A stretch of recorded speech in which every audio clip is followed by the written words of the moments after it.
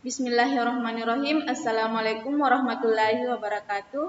Perkenalkan, nama saya Mardiana dari Prodi Pendidikan Agama Islam semester 3.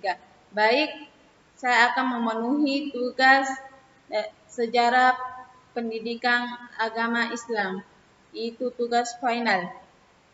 Baik, pada kesempatan kali ini saya akan membahas mengenai perkembangan Islam pada masa Nabi Muhammad SAW. Yang pertama yaitu perkembangan Islam pada masa Rasulullah SAW di Mekah, dan yang kedua yaitu perkembangan Islam pada masa Rasulullah SAW di Madinah. Pertama, perkembangan Islam pada masa Rasulullah SAW di Mekah. Nabi Muhammad SAW selalu beribadah dan di Gua Hira, sehingga pada tanggal 17 Ramadan beliau menerima wahyu pertama kali, yaitu surah Al-Alaq ayat 1-5. Pada saat itu pula Nabi dinobatkan sebagai Rasulullah atau utusan Allah Subhanahu wa Ta'ala kepada seluruh umat manusia untuk menyampaikan risalahnya. Adapun dua cara yang dilakukan Rasulullah SAW dalam menyiarkan agama Islam di Mekah. Pertama, menyiarkan Islam secara sembunyi-sembunyi. Ketika wahyu pertama turun, Nabi belum diperintah untuk menyeru umat manusia menyembah dan mengesahkan Allah Subhanahu wa Ta'ala. Jibril tidak lagi datang untuk beberapa waktu lamanya. Pada saat sedang menunggu, itulah kemudian turun wahyu yang kedua, yaitu Quran surah Al-Mudaththir ayat 1-7. Yang menjelaskan akan tugas Rasulullah SAW, yaitu menyeru umat manusia untuk menyembah dan mengesahkan Allah Subhanahu wa Ta'ala.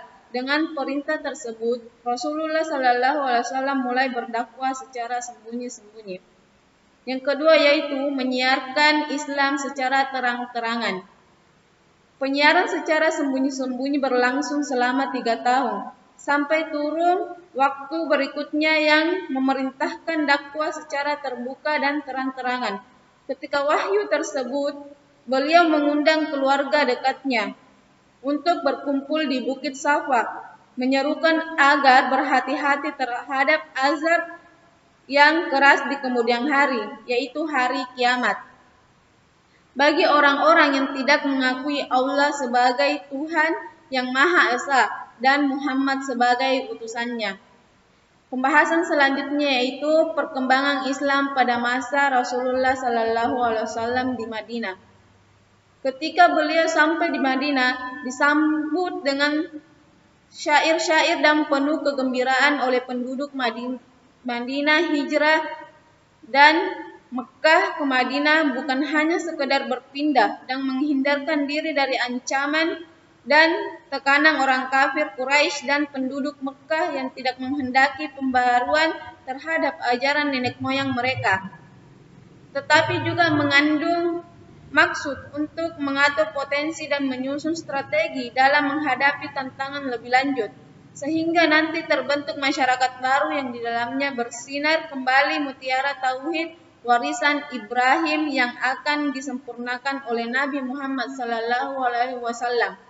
Melalui wahyu Allah Subhanahu wa Ta'ala, Islam mendapat lingkungan baru di kota Madinah, lingkungan yang memungkinkan Nabi Muhammad SAW meneruskan dakwanya, menyampaikan ajaran Islam dan menjabarkan dalam kehidupan sehari-hari. Selanjutnya ada 4 cara yang dilakukan Nabi Muhammad SAW dalam menyatukan dan mempertahankan agama Islam di Madinah. Yang pertama itu mendirikan masjid, kedua mempersaudarakan antara Ashar dan Muhajirin, ketiga perjanjian bantu-membantu antara sesama kaum muslim dan non-muslim. Yang terakhir itu atau yang keempat, melaksanakan dasar politik, ekonomi dan sosial untuk masyarakat. Mungkin itu saja. Saya akhiri dengan mengucapkan wassalamualaikum warahmatullahi wabarakatuh.